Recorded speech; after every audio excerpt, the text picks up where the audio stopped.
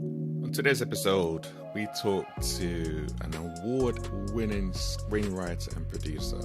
He's someone that operates behind the scenes, someone you don't hear from often because he hates things like this. But you've seen his work on TV, on digital, and on film. And because he's my little bro, I dragged him out here to come on the podcast. He's a co-founder of the production company BWMG. No fewer than 4 of his productions are currently broadcast on TV, airlines, and streaming platforms in over 80 countries. His work has seen a growing client list from Netflix to Warner to BFI to BBC, all working with him. And he's got so many new projects coming out this year. Mayne is who I'm talking about. And in today's conversation, we discuss the lack of black talent. We talk about him being an introvert and using that as a way to express himself creatively and communicate with the world. We talk about being about the work, not about fame, not about the individual, but being about the work. And that is so radical, especially in the day and age that we live in, where it's all about chasing social media fame. And he's like, nah, I'm not about that. I want my work to shine for itself. We talk about dealing with some difficult moments in his journey, despite the outward success, and he keeps it real, raw, and vulnerable. We discuss regrets, focusing on what's important, finding it challenging to celebrate himself, which is why I kept on guessing him up.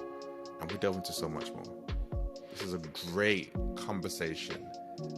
Just sit back, relax, and enjoy as we talk to Mayne.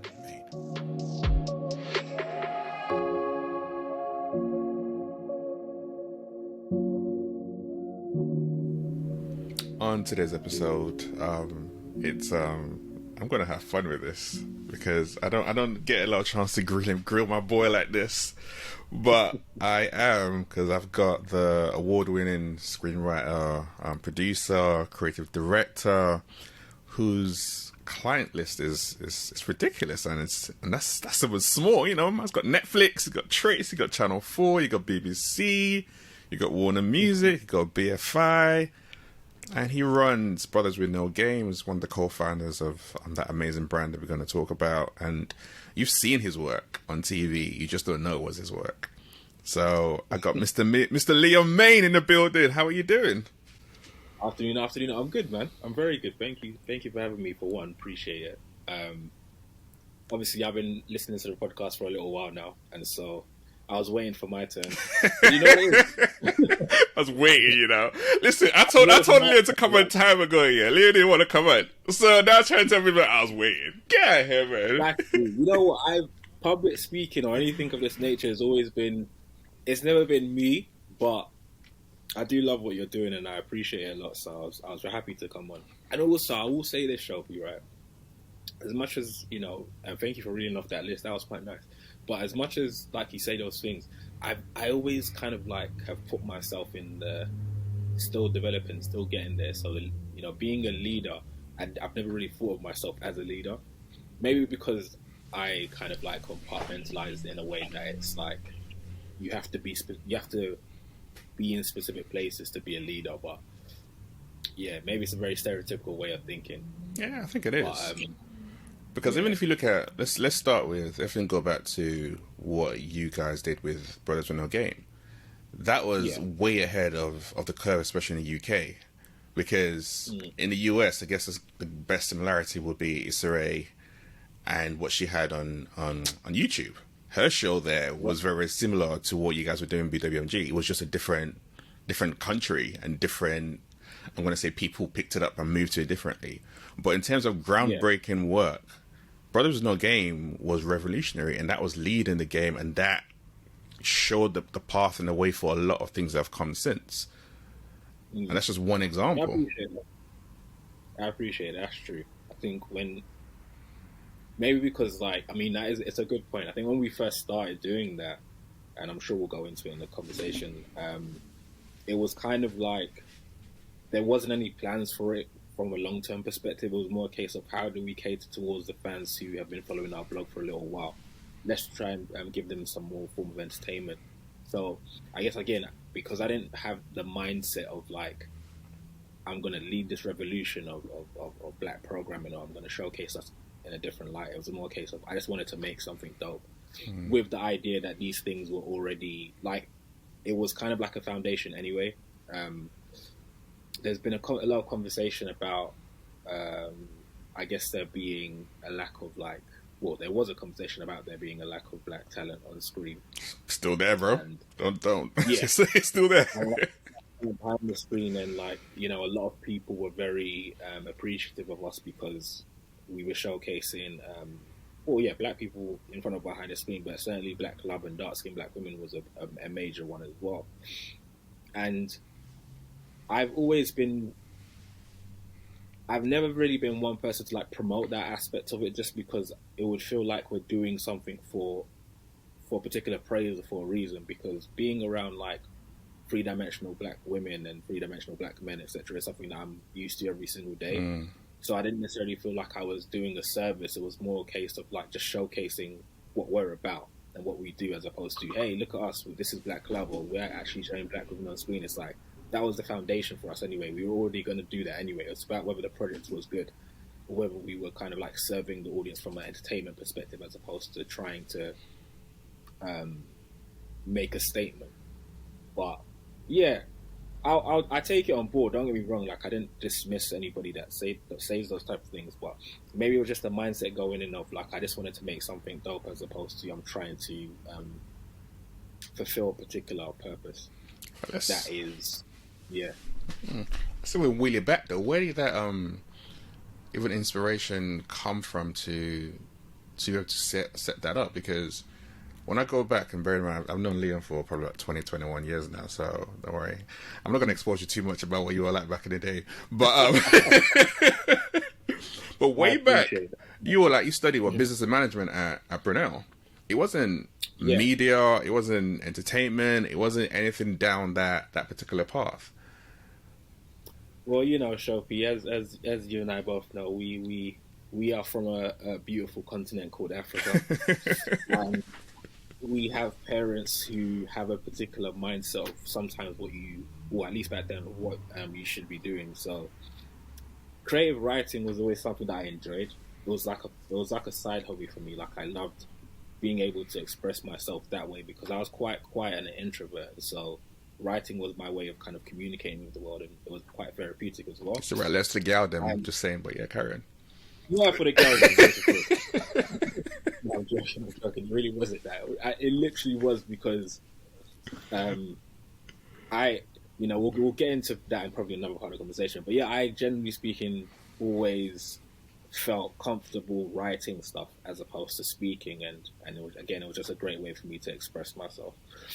When it came to making the decision of what I was going to do at university, I had a conversation with my mum, and we broke down what the kind of, I guess, potential occupational route there could be for if I did creative work as opposed to doing business management, which is something I enjoyed as well. Like, I did enjoy computing, and so I opted for computers, but I never stopped writing though. That was just something that I loved doing.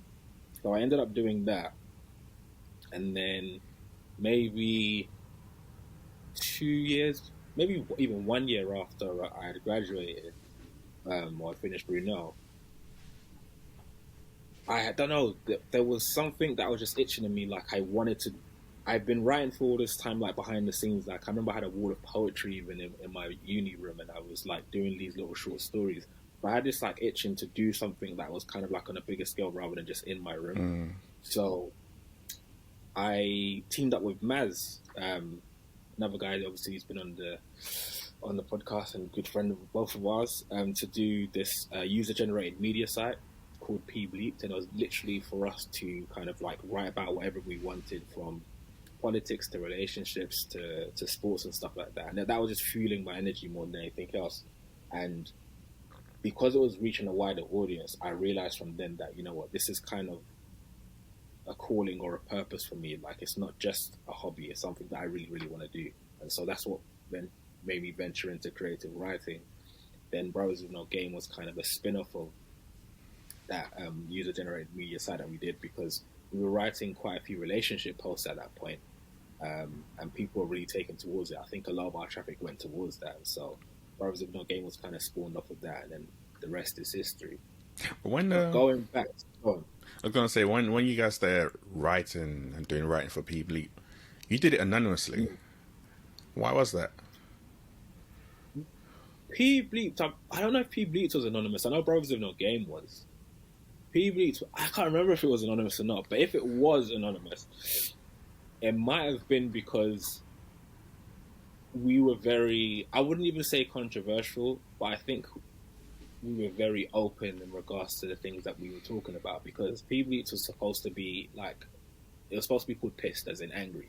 So it was kind of like our generation being able to say what we wanted to say without kind of like having any filter. Mm-hmm. So maybe that's why we had, I think maybe that's why we had aliases back then, because there was a lot of people we reached out to, and by the time we'd hit, I guess, our peak, we had maybe 20 people writing. But the idea was it was supposed to be user generated, so anybody could write it. We just had to make sure that we filtered in to make sure the writing was good enough. Not that we knew anything back then anyway, but yeah. But yeah, I think it was just kind of being able to have no filter and have the freedom of like, okay, cool, write whatever you want. Obviously not too controversial or too crazy. And then that went to the same to Brothers of No Game when it became just four of us. And I think when you talk about things from, even if it's from the male gaze, male perspective, and you're being very honest and in your truth, there are certain topics that you touch that might be quite sensitive. And so some guys who were probably in relationships at the time probably didn't want to be seen as seen as those dudes that like talk about these specific things whilst in a relationship. But I think when we first started, we were all single. I think. Yeah. Apart from one of you, but yeah. Yeah. But yeah, we soon got into relationships. So when we were speaking about things from a single male perspective, we had to be very like particular. And I mean, it's something that you don't ever not experience in some way, shape, or form. Relationships and being single and on a dating scene is not. It feels like it's something that gets rotated over and over again anyway. So it's not like you can't write topics from this perspective of like observation as opposed to experience. I think it's mad when you think about it now, in the world of Twitter, in the world of so many podcasts out there and the different things that they talk about. Like what you were talking about on Brothers of No Game was actually, in a sense, tame comparison to now, number one, but it was actually more real. Yet even in those days, you still had to be a lot more sensitive and be like, oh, we can't necessarily say that and put that out there. But I think one of the reasons why it blew up so much because it actually resonated. You were saying what people were really feeling, and you were expressing it in a way that connected with people, because normally speaking, a lot of the writers that you see or you hear from weren't from the culture, weren't from the background, and therefore they couldn't relate. Right. But the stories that you were sharing really, really connected with people, which was why it blew up the way it did. Yeah, no, you're right, and it's something that I saw straight away from the guys who I ended up dealing with, Maz, Paul, and Henry, is that whenever we were together or around people, we always had different perspectives on life, just life in general. But it was always very, it was what we call edutainment. So it was quite educational, but also very like accessible and funny. And I just thought it would be great for us to put this on a blog or a space where people can access it and personalize themselves a bit or resonate with it, as he was saying. And when it ended up being on the blog, I think the first thought was that it would probably be a lot of guys that will relate to it, because it was kind of like the male experience. But we realized that not only was it more women that came on the blog, but it was international straight away, which is something that I didn't really fathom at the time. Like, I didn't think that there would be so many people from so many different countries that could relate to the stories.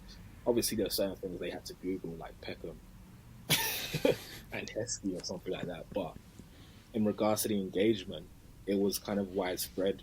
And yeah, the accessibility of it was kind of like us, like you said, us being very, very truthful about the experiences that we went through or the observations that we had. and also it being accessible from the standpoint of like it had to be funny as well. I think sometimes when you talk about specific topics, the truth can kind of get like misconstrued if you're very forthright and aggressive, etc. Whereas we always try to make light heart out of it, whilst like it's edutainment, like I said, it's been educational. We're trying to be light-hearted out of it as well, and so people were able to access it a little bit easier from that perspective.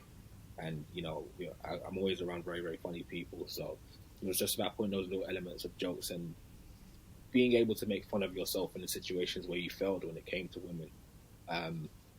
Allowed men, especially, you might have like a wall to access and be like, yeah, it's true. Do you know what I mean? And women to be like, oh, these guys are sensitive. It's true, but like, you know how it goes. So yeah, it was a great time, and I think a lot of people always say we were ahead of our time, and if we had come out around now, and what could have happened for the brand, maybe from a podcast or a book perspective. But I think that what was meant to happen, happened. Like, I think that was done for a reason. You had to be one of the first people to do it, and I don't necessarily agree that we would be in a better space if we did it around now, because I don't know. I feel like we were young then. We were like literally early 20s then. Doing it now would be quite immature, if that makes any sense. Because we were observing things back then. We were young. Our perspective on life and on relationships and stuff is totally different now, like way different. So we probably have a better version if we did it now, maybe. But yeah, everything's supposed to happen for a reason, and we're a brand we are now because of what we did back then. We competing too much right now. That's so true.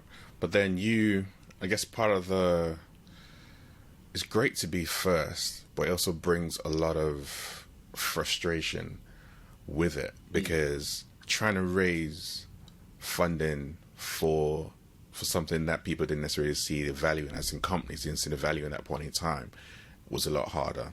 And therefore you're having to scrap things together. So you have to then, by being first, you have to deal with the frustration. You have to deal with the disappointment. You have to deal with all the emotional roller coaster of trying to bring something amazing to life.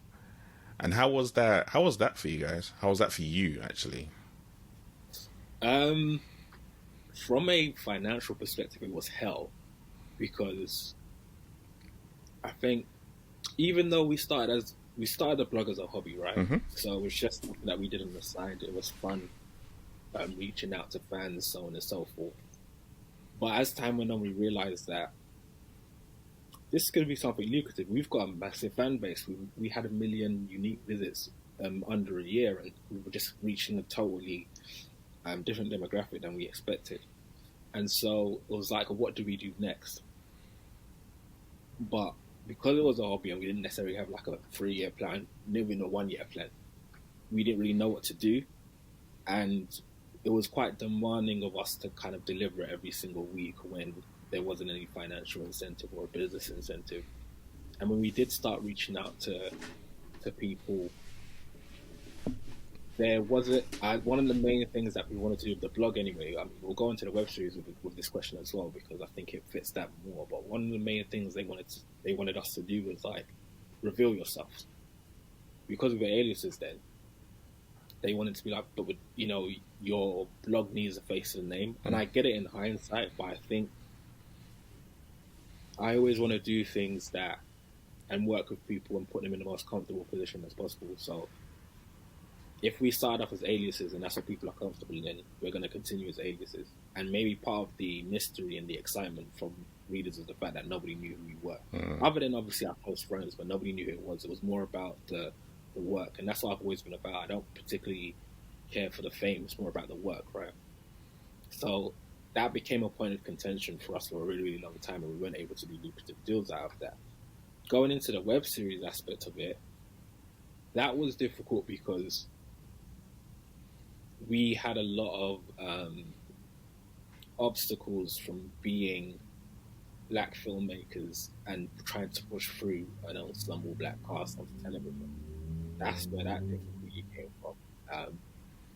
We were met with a lot of what's the best word to use? It's not racism. It wasn't racism. What it was ignorance. The I lack of think understanding of the audience. yeah. Because we're in a Web3 space where we're being accepted and quote unquote heralded by fans around the world for our work and what we're doing. But going into television, it was like, well, I'll give you an example. We pitched an idea to a production company came across our work and then they wanted to co-pro with us to develop this series for television. And the first thing that they said when we came into the room was, "We love this show. It's got the potential to be a hit, but we're not too sure about the idea of doing 4 black guys." I'm like, well, why? They said, "It won't appeal to a family in Mansfield, for instance." And I was like, it's not a family show for one. It's about 4 guys going through a quarter-life crisis. It's probably going to be for a younger audience anyway. But he's like, yeah, but I'm just not sure about a black ensemble cast. Have you maybe considered making it 3 brothers and maybe 2 of them be white? And I was like, what? Like my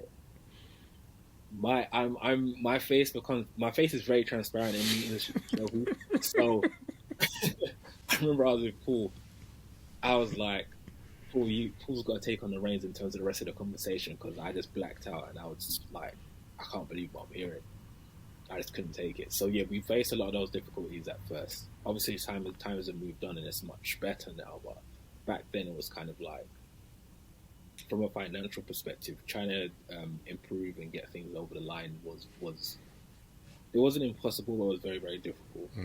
And it definitely took its toll on me from a personal perspective, because I was beginning to put a lot of my eggs in the creative basket. I had done the whole business and management thing and finished uni for my mum. But now it's like, this is for me now. I need to move into this space. And it requires a lot of hard work and graft, especially as you're a beginner, and I didn't study it as well, so I had to really show and prove.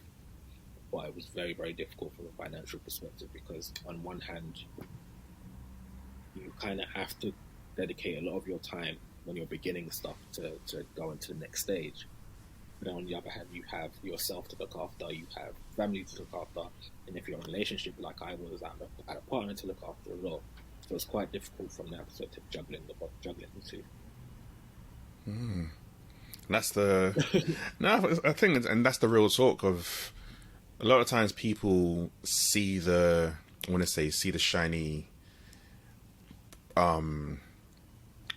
end product that comes to life from people, and they applaud that, and they're, oh my gosh, I want to do that.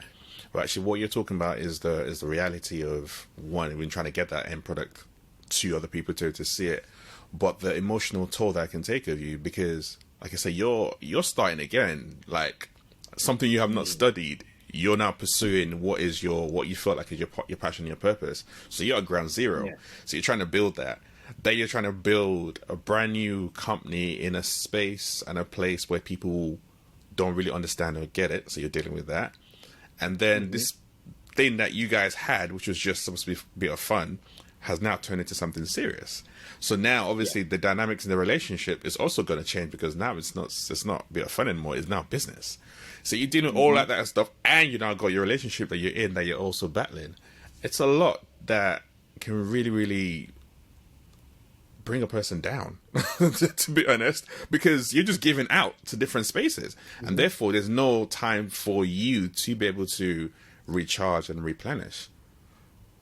1,000%, and God knows like how many times I've been down during that period. It was a very depressive period, even though I had a lot to like live for, if that makes any sense. Having those things, in, it's a luxury to a degree in terms of having friendships and having a relationship and having a quote unquote business to a degree. But when things aren't going your way and you can't control them or can't compartmentalize them, or it's hard to give equal or a structural level of like priority to them, it really takes its toll, and it's extremely, extremely difficult. And I wouldn't wish it on anybody. I'm sure a lot of people have gone through it anyway, but I wouldn't wish it on anybody. It's tough. So it was a weird period of my life where I knew what I wanted to do, but I didn't know how to control. I guess I couldn't control the destiny of it because certain things are out of your hands. But I think things that I could have been in control of, I didn't do as well, and I did lose like a friendship for a period of time because of it, and it definitely took its toll on the relationship as well. So yeah, it's something that I like. Even to this day, I think about a lot in terms of would I do things differently? Would you? And yeah, I've always, I think maybe for the last year and a half, I'm in a very good space now. And I think people always say, "Oh, you have to do these things and you have to make these sacrifices in order for you to get to this particular position." When you look back on it, you realize, okay, cool. But if I was asked if I would do it the same way over again, I'd say no. And I'd be happy in that regard because I think lockdown kind of proved it to me as well last year. We're in 2022 now, Jesus. 2020. 2 years ago, man. Man, that's crazy. When we went into lockdown, I think that because everyone was kind of in the same position, but also you had to just relax for a second because you couldn't go anywhere, you couldn't do much. For some people, work wasn't happening, and it enabled me to really kind of think about what's important in life in regards to friendship, family, health, spirituality. If you subscribe to it, and I was able to like build myself much more last year during lockdown, and things started to happen as a result of it. When I wasn't thinking too much about work, all of a sudden work just flung itself at me, and it made me think that if I was able to, I had to throw my eggs in one basket in regards to, I had to put more effort into work in regards to just building myself in my career, because again, like you were saying, I was saying, I didn't study it, so I had to put a lot of my effort into in that direction. But I think if I was better at, or if I had focused a lot more on things that make me internally happy, because I think sometimes writing and stuff, even though the business, even though it was great, I think it was making me externally happy. Just like, I'm happy doing all of this stuff. I think stuff like family, friendships, relationships, that makes you internally happy. Like, that's something that's like, there's a soulful connection. It feels very visceral and metaphysical. I think I was like focusing a lot on the external happiness. And I think if I just had a better balance, it would be better. So I always think about that. And if I had a chance to go back, I would 100% put more effort into being internally happy, so that, and if it ended up being a thing where not the external happiness, the career didn't pan out how I wished, I'd still be cool with that because I had all of those things kind of set in motion over the course of years, as opposed to only now being both internally and externally happy. You know what, like, number one, let me just, I appreciate you actually just sharing that realness. But I think it's also a recognition that you can actually see that for yourself. Because there's so many times we go through stuff and we don't take the time to have that introspection. But yet you've done that work even during lockdown. Be like, you know what, now I know there's a difference between what makes me externally happy and what makes me internally happy.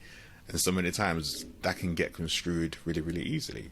So for you to be able to actually define that and then be like, now I'm in a better place. And interesting enough, as you said, once you got to that spot, things started to open up and things started to move and shift differently because of how you were approaching life. Because now you had that, I would say all the time, that it's very easy for us to give externally, but if we are running on empty, what we're giving from? And therefore, it's a lot harder. It feels so much more harder. But yeah, if we're doing things that fill us up and we're giving externally, because we're being replenished, we're giving from a place. There's something we're giving out, and therefore it makes whatever we're trying to do so much more, or a lot easier. Not always, but easier sometimes. And that's how it can be. Yeah, no, you're right. Um, and again, it's something I acknowledge again, where I wish it was something that I knew sooner, but I'm happy that I know it now. I'm Yeah. happy that I know it. Yeah. So, yeah. I think it was surprising to a lot of people, even what you said earlier around you didn't want fame and you wanted to stay hidden.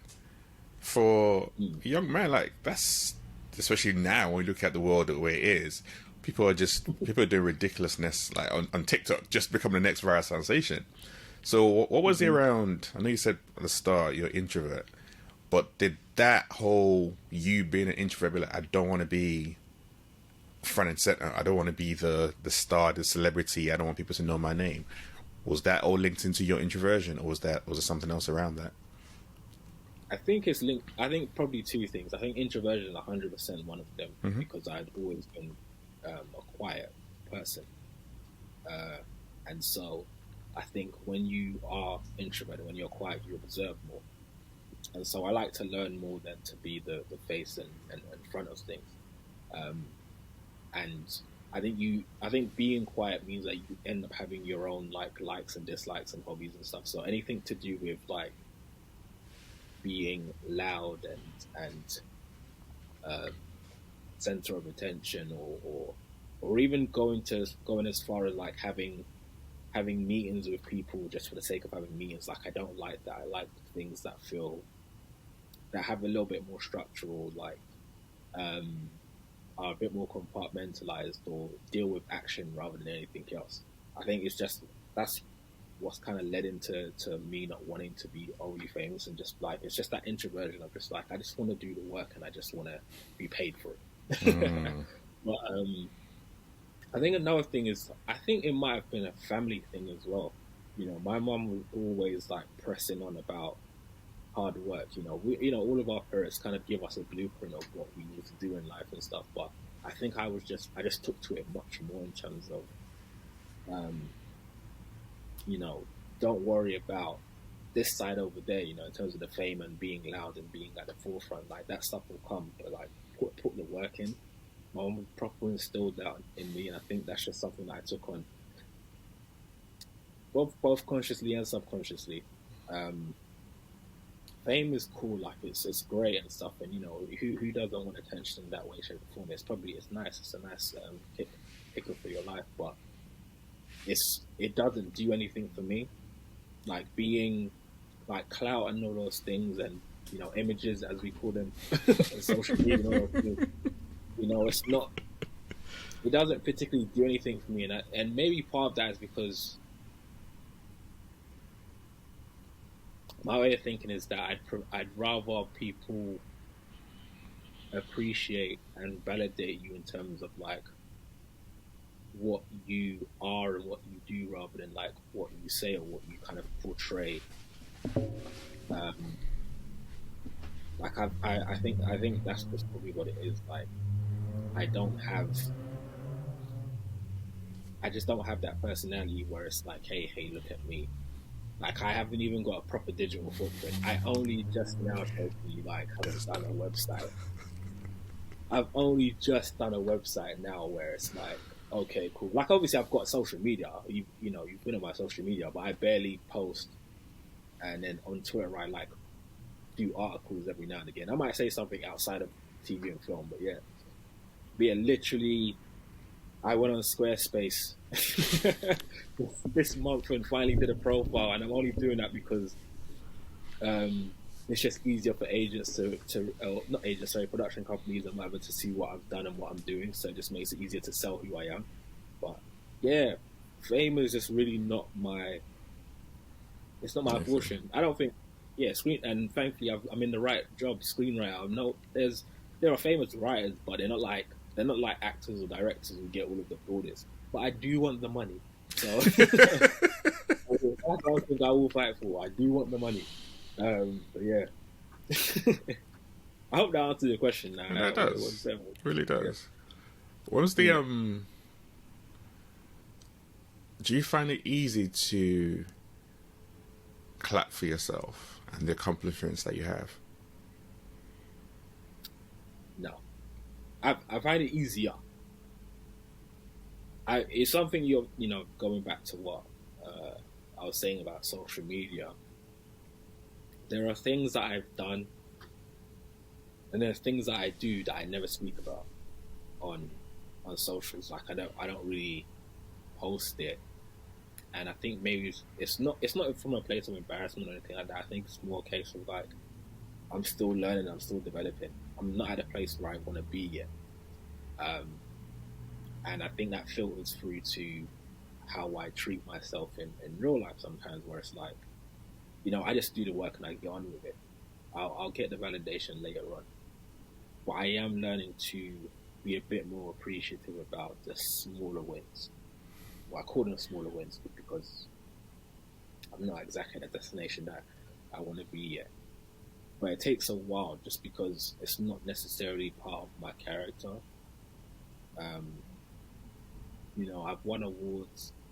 I've had, my CV's pretty strong, my bio's pretty strong, but it's just what it is, isn't it? It's what I'm supposed to be doing, right?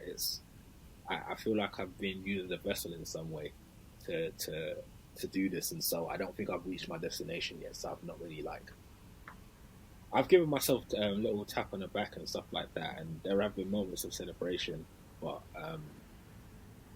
in terms of kind of like shouting it to the rooftops, I'm still not there yet, but I'm getting better at it. Yeah. And this will be the year for that, hopefully. Hopefully.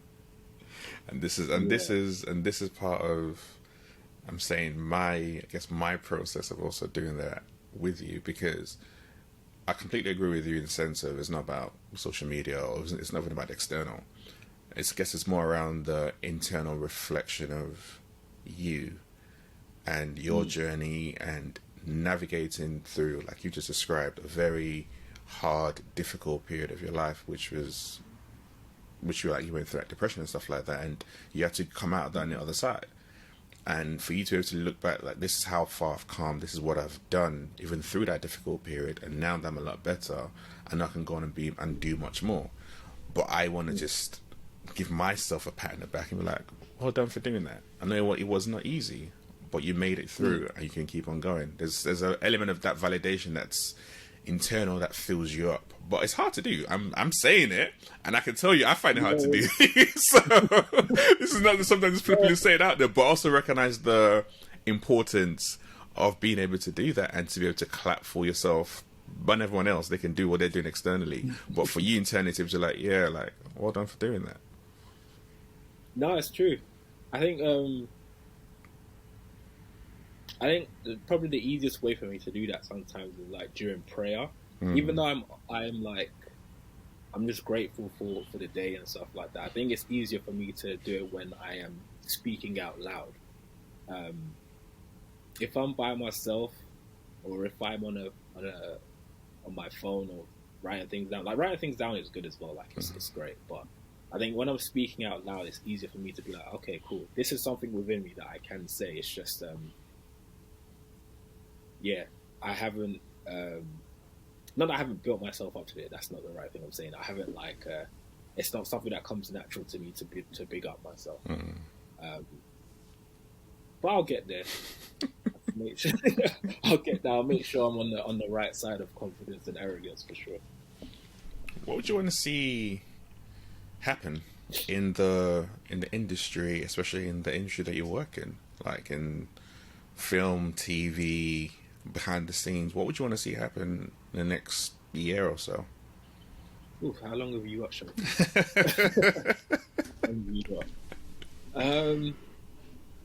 I think we're in a pretty decent space. If I think about television, I think television is probably in the best space it's ever been, just because of the amount of opportunities that you can have across streaming platforms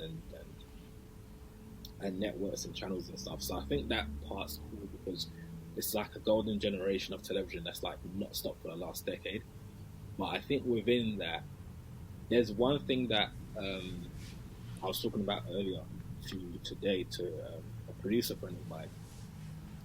For writers who are maybe not as well known, I don't even want to just like compartmentalize this to just being like non-white people, because it's white writers as well. But to writers who are not like very well known, we're all competing for a spot on television, especially within the UK. We're all competing for very limited amount of space, and sometimes we'd be competing against each other, competing against big names, competing against production companies. But there's a new force in the industry now that we're competing against. Oh, I'm sorry, writer performers as well. There's even a mad one where if you are a writer performer, you probably have more of an opportunity to get your project created than just being just a writer. But there's a new wave coming in that is like the biggest force right now, and that's IP. So a lot of projects are being made off the back of an original podcast or a theatre play or a book, and they're like, that's the hot property right now. If people can get their hands on something that's already kind of like in the hemisphere and the wave via another medium, that gets an opportunity before kind of like screenwriters get an opportunity to give an original idea.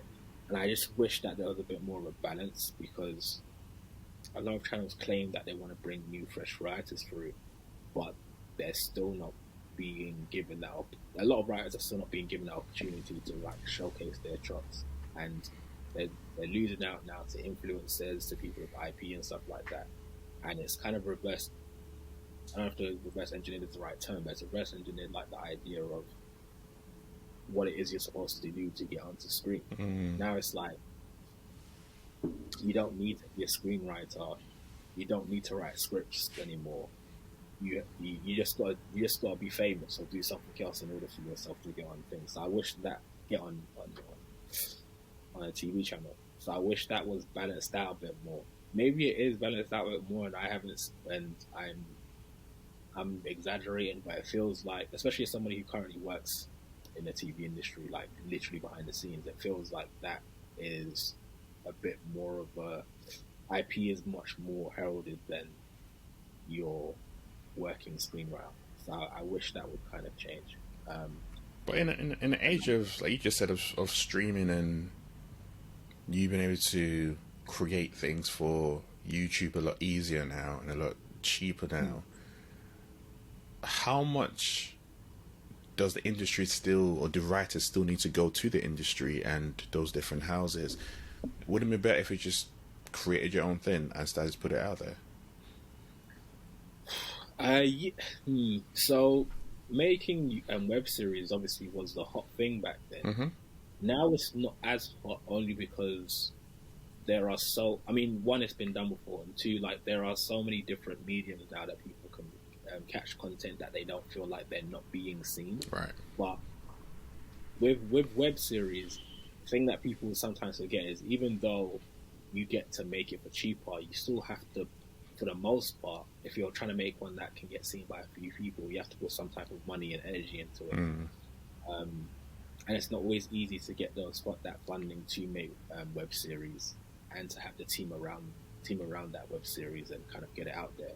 What has been lucrative though for me in that space, and it's something that I would encourage people to do if they are making web series, is to try and actually put, if they have to make one web series, potentially make it and then distribute it to different territories, because there are a lot of streaming services out there that they're not on the same level as Netflix and Amazon, so on and so forth in terms of numbers, but in terms of actually having an audience and a platform that will buy and license your project year after year, there are loads in Africa and in Europe, North America, everywhere basically. And that's where I've made some of my bread and butter in regards to being able to able to distribute a lot of our projects in different territories. But yeah, going back to just make your web series, I think that's definitely a viable option. But in terms of the scale that maybe you want to make your show, it might not be the same.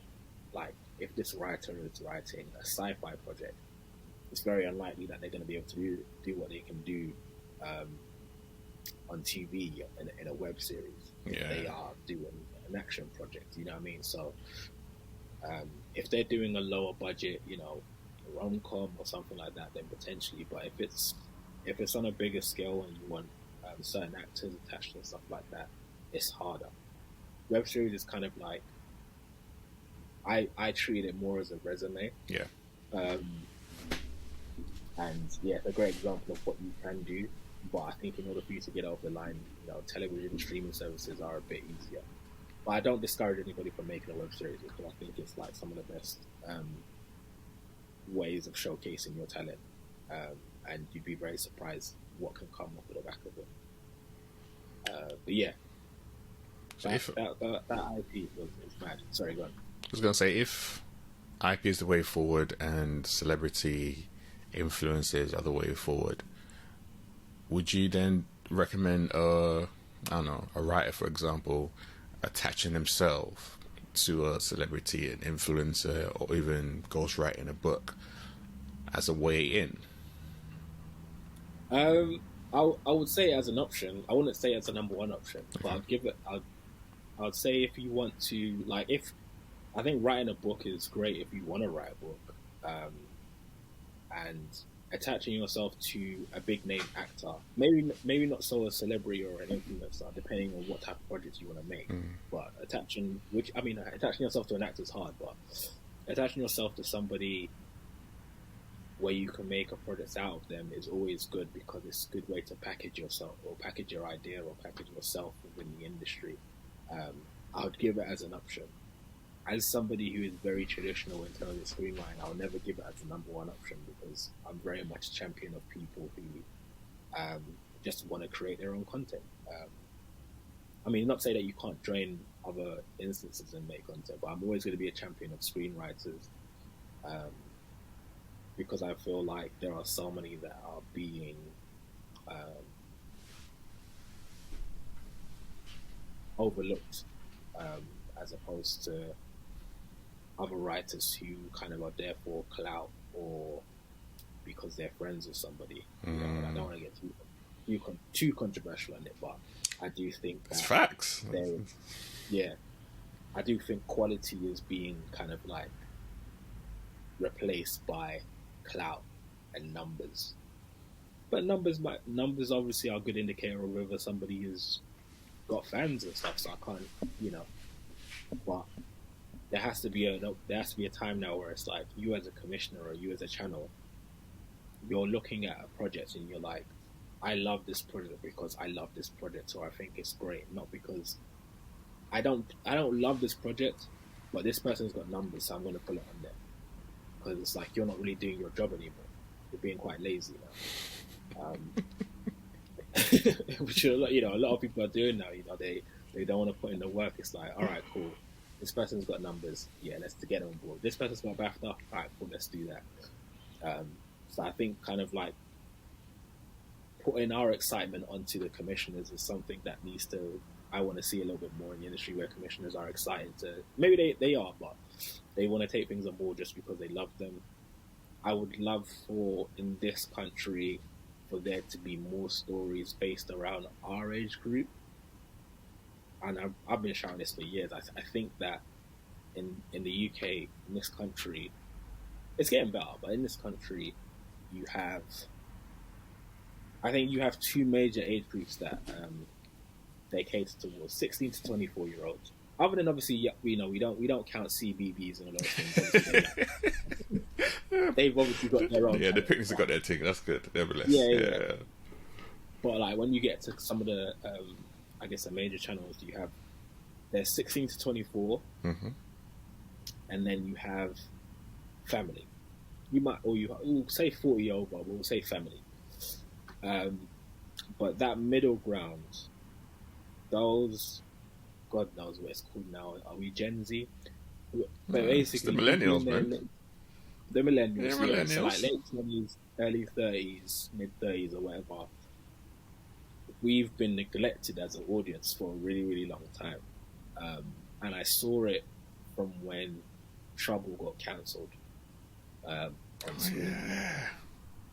So obviously, when you're growing up, you're watching all of these shows. Yeah. Aside, warranted, a lot of them were American, but you're watching your sisters, your Kingdom Tales, your Mauritius, and you're going into your Fresh Princes, One-on-Ones, My African Kids, etc. So like, it was the Children's Channel and Cartoon Network and Nickelodeon and then going into like Trouble and Paramount, and then you're growing with these shows, right?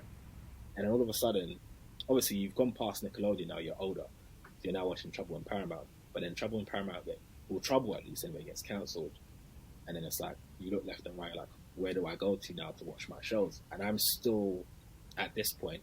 I think Trouble got locked off maybe in the early 20s. So from early 20s to 30s, there is no channel dedicated to our age group, because everybody is like, they're still sticking with the 16 to, well, we had something from 16 to 24. After that, it's like, what do we have? And then it becomes worse when it's like, what do we have even as black creators as well? But that's even worse. And so it's like, where do we go to? Okay, we'll have to go to America to kind of see that. But it's like, what do we have over here? And then now you get into your 30s, it's like, okay, as a creative, I want to make that change now. But which channel was allowing you to do that? It's very, very difficult. But you know, we've had a couple of examples as of recent, which is great. And you know, I watched, you know, Michaela Cole's I May Destroy You, which was great. Class Phoebe Waller-Bridge Fleabag is an example as well. So there are examples, but I think we need a little bit more. Just a little bit. Yeah, I think it's really interesting when some of those shows came back. So Sister Sister, Moesha, they came back on Netflix last year, the year before. There was such a massive celebration because everyone's like, we missed these. So it's interesting enough. My daughter, who's now 13, she was watching them. Yeah. So she was watching Moesha and stayed watching Sister Sister and Bustin' Joe. Like she went through the whole of Fresh Prince like twice. So I'm just laughing like these are old shows that we grew up with, and yet the next generation are tapping into them now. But us seeing them takes us back. And you're right, there was no, it's like we got to a certain age and it all just went, all locked off. There was nothing available, which I guess is why, let me show you my age, places like MySpace and all that blew up back in the day. And used to have, what they used to call, you know, before you had reels and all that, it was the short mini videos they used to have, little skits. Vine. That's why you had Vine. You had all those, all those kind of things that were being created, and it's interesting. Like even companies like Walls of Comedy that came off from those platforms. That's how they started, because it was plugging a gap that currently existed that no channel in theory was really catering to, because they didn't think it was necessary. But then it goes to show that they blew up and their production company blew up because they were catering to the audience that was there. So the audience was there, they validated it, and they're still around doing different things. The two co-founders are now in the US and Hollywood. So it just goes to show that the demand is there and the audience is there. But it seems like those who are the powers that be are just not listening to what the audience or what some of that particular audience want. Yeah, they weren't listening for a very long time, man. And I think that's why, you know, YouTube became such a key platform for creatives, but certainly black creatives, and you know that particular audience that needed to be fulfilled. And you know, we all came in at exactly the right time when there was a massive renaissance. So I'd say from like 2010 to 2014. That length of time, that 4 year or 5 year moment was like one of the best moments in content ever, because everybody who had the dream or the mindset of being on television like ended up dropping web series. Yeah, there was so many good web series back then. You know, in America there was obviously Issa Rae's project, Misadventure of a Black Girl. Black and Sexy TV had some really dope projects. They had an insane amount, and so many people have like built careers off of the back of Black and Sexy TV as well. And then they had stuff like The Unwritten Rules and Lennox Avenue. And in the UK, we had obviously us, Brothers in No Game. We had the Venus versus Mars. Like you were saying, the Wall of Comedy guys. So they had Man Them on the Wall, Spin. Dear Jesus, and then even before us as well, there was a uni show called No ID as well, and another project called Breach. So there was like this great like stretch of like dope web series where we were finally reaching to our audience. And to be fair, I would say of all the shows that I mentioned, maybe 70% got onto television in some way, shape, or form. So, you know, there was something there, although I will say that the deals that they were giving to us weren't good. I'll say that they were terrible. But at least it was something to fill the gap for the time. But, you know, you can always counteract with the fact that, you know, the deals that they did give weren't good. And so they still weren't given the effort that was needed for us to be fulfilled as audiences or as creatives going into our, you know, our mid to late 20s, early 30s. And again, you know, it's something that it's getting better, but it just needs to move at a faster rate because America are like way ahead of us in regards to do that. What can we do you think there's anything that can be done to change the UK in the way that they are thinking about filling that gap, in a way that exactly what you talked about with screenwriters and focusing on actual screenwriters as opposed to celebrities and influencers? Because I understand why, from a commercial perspective, they're chasing the money. Like, the influencers have an audience, therefore whatever they put out there, their audience is going to lap up, and therefore they can sell adverts. Cool, makes sense. They're commercial business. But then there must be an element or budget or allocation that says, actually, let's focus on making some great shows. So how do you think there's something that can be done around something like that? Yeah, I mean, and, you know, just to kind of like go back on it, I'm not saying that there aren't shows that are being developed or created that are from just straight from screenwriters. There are loads, but it does feel like there is there's more of a hunger for like IP and people who have numbers. The way, I mean, it's something that gets spoken about a long time, but there's two things. I think bravery for one. I mean, it's not even brave to just say we want to make original shows and ideas with writers. You know, it's not brave to do that. It's normal.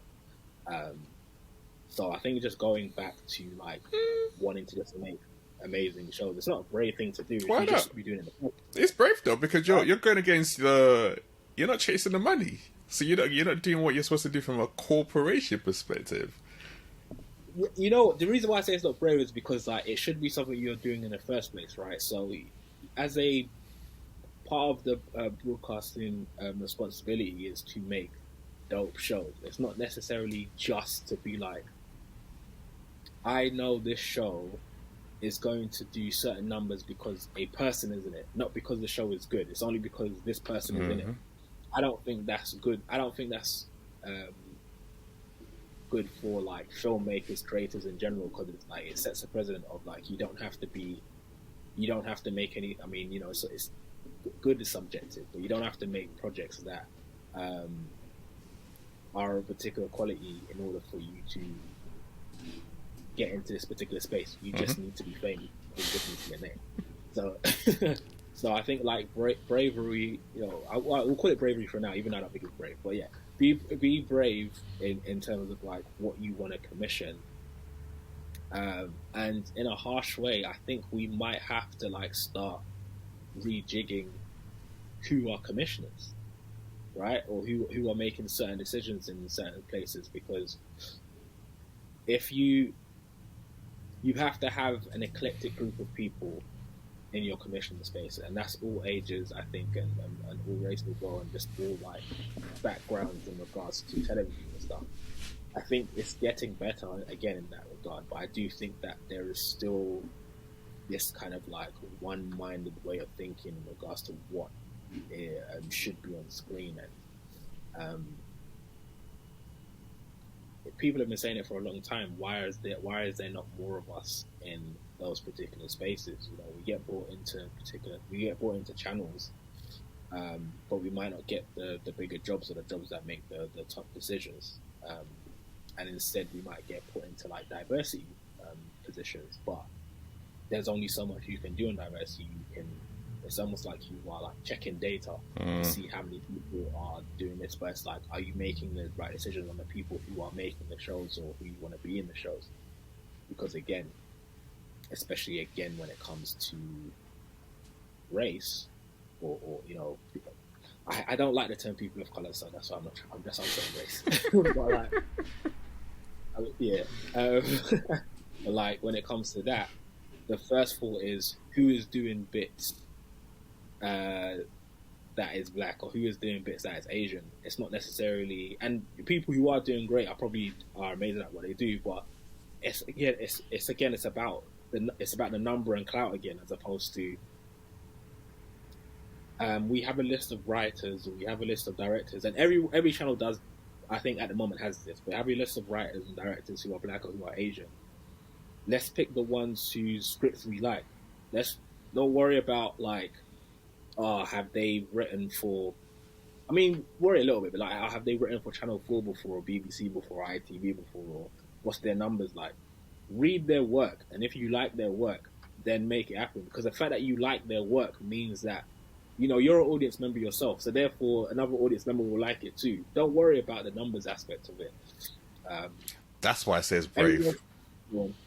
Yeah. That's why I say it's brave. It's that particular statement is why I say it's bravery, where it says, actually, I've read this, I like this, I'm going to go for this. I'm not worried about the numbers, like you said. You're all supposed to bring out something of value. So that's where I think the bravery comes into it. Yeah, and it's not to say that they can't be balanced. Of course, there are some shows that not every show needs to be a Golden Globe nominee, or you know what I mean. Like it's fine to have that balance, but I just think, I think the industry's kind of lost. It's lost its way a little bit in terms of who should be kind of creating stuff for the screen. It's just lost its way a little bit. We don't have a lot of channels anyway, so it becomes difficult when you're competing against. You're not only competing against the people in your industry anymore; you're competing against people outside of the industry that are giving projects ahead of you. I feel so sorry for presenters right now, because you might not get a look in because this person used to be a pop star, or this person is doing bits on social media as a comedian, and you know, as a presenter you might not get that opportunity because you're losing out to somebody who's got a bit of clout. It's tough out there, Shelby. Sounds like, and the entertainment industry always is, isn't it? It's you're always battling against some elements. So whether it's your race, whether it's your gender, whether it's popularity or fame or whatever, you're battling against social media. There's so many different battles that you're going through. So that's why that tenacity to keep on going is one to be applauded. And that's why even you sharing your journey of actually, you know what, this is the realness behind the scenes. It can take its toll on you. So that people don't get sucked into thinking it's all glamorous and it's all glitz. Like, nah, like, this is a battle. If you do make it through, you're like, yeah, I made it through all of this, but it is not always going to be easy. No, it's great. It's perseverance every year, man. There was like years up until a point where like every year I wanted to quit. Every year I was like, I'm done. This is the last thing I'm gonna do, and then I'm moving on. But then I think that might be God's timing, but it's like every time I'm ready to quit, I get put on another project. Wow. It will take me into the new year. It might even be my own project that I'd promised that I'd finish for somebody, and then it will take me into the new year, and then I have a little bit of optimism again. Now, like it hasn't happened for the last 2 years now, but I think for like a 5-year stretch, I was ready to quit every single year, just because it was just long sometimes. But I remember being asked, you know, what kept me going, and I think it is that perseverance, because relevance is not relevance is part and parcel of us as creators, but it's not a major part for me. I always want to improve on every project that I make in some way, shape, or form. So I don't necessarily get deterred by whether the project I'm making or I've just made is successful before the last. The most important thing for me for that project is that I've improved on something from the last one. Like, I always have to feel like I have to be better every single time. So I think, you know, if I'm writing, whether it be in terms of like structure or developing characters or being a bit more fine-tuned with story, etc., like I always feel as long as I've improved on something each time, I'm moving towards something. But yeah, I think perseverance is a major thing where I know how good I am, and so I know the next project I do, I'm going to improve on something, and that's kind of what gets me a little bit excited to kind of move on. And sometimes if you think about work from a selfish angle, from just a point of self where you're improving yourself, everything else doesn't matter as much. So, okay, at this present moment in time, I've not made it to where I want to be, this as an example, but if I look back on the projects I've done this year, I've really improved on this. I've really done well with this. This is going to get me to the next level, and I think that's what's pushed me through a lot of the time over those years where I wanted to quit, alongside having to do a project. But it's the excitement of knowing that this next project I'm going to do, I'm going to smash it at this, or I'm going to do really, really well at this. And it's something I've pulled into a lot of people as well, where it's like, on that next project, what will you do that's better than the last? So how do you feel you can improve on the last one? I think that sets you a new task of, okay, cool, I'm going to do this. And that's probably what's going to be going a lot. I really like that. And yeah, it's got me into mad places as well. I really like that. Persistence and progression in that pursuit of growth year in, year out, which can drive you forward. And it's really amazing. I guess my last question to you is, how do you define leadership? Remember I told you at the start. I know. When you said it, I was like, oh, this is going to be nice. I want to see what he's going to say with this now. I'm like even a leader. What defines leadership? I think, and it sounds generic, but I think it just relates a lot to me, is being able to set an example or a legacy for the next generation. So as much as, okay, I do have like companies and brands where I am the quote unquote leader or the co-founder of it, but I think I've always been better as a leader, or as somebody who sets a task and a goal and goes for it, and then somebody else sees that and they're inspired by it. So I think my form of leadership is kind of like setting an example and a legacy and being pioneering in some way, shape, or form. So right now, and it's a lot of stuff obviously we never got to speak about today, but right now I'm script editor for I'm script editing a project for BBC, a comedy for BBC, right? That I got hired for, and there's two reasons why I did it, right? The first reason is because I like the project, because I'm not a script editor, I'm a writer really, but I wanted to script edit this. One, because I like the project, but two, the person whose project it is, the reason why they made this project is because of Brothers in No Game. So we had pioneered in the web series space to the point where other people wanted to make web series, and he said it like he said in every interview he had, the reason why he made this is because of what I did, and I appreciated that a lot. On top of it being good, and I hear it from a lot of filmmakers, like, the reason why I'm in the industry is because of what you guys did. I'm like, I was just having fun, like I was making a project, but I didn't realize like it would have this effect on people. And I guess you realize that the power of legacy and the power of setting an example, even if sometimes it's not exactly what you set out to do. You doing something and taking that first step has a ripple effect, not only for you, but for other people that are going to come after you or that want to be in your space. And so I don't know how to encapsulate that all in one word or one sentence, but I guess how I define leadership is like setting the path for others to follow and be better. See? There's something there. There was something there, and that's a great description. But it's something you said at the start where you're like, I didn't want to come on because I didn't see myself as a leader. And as we've discussed on today, that one of the polarities I have on my thing is leading self and leading others. You just described a great way of how you guys have led others to be able to go out and build and do amazing things, and that legacy is there. But that element around leading self is kind of what you displayed today when you talked about your journey and the struggles.